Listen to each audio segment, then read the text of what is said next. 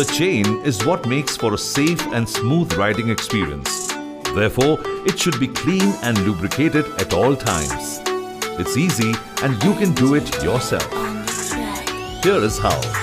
For this, you will need a Royal Enfield chain cleanser, a Royal Enfield chain lubricant, a chain brush for cleaning, and a dry cotton cloth. These are available at the nearest Royal Enfield authorized service center. First, place the motorcycle on the center stand on a firm and flat surface.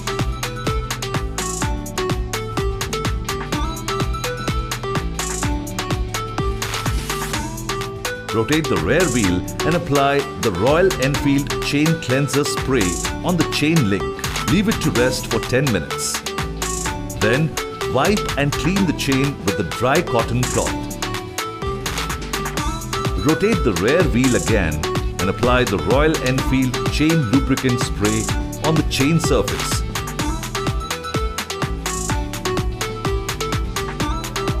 Be careful while operating with the chain to prevent any injury. Make sure not to spray too much of the chain lubricant. Always use the spray nozzle for safe and even application.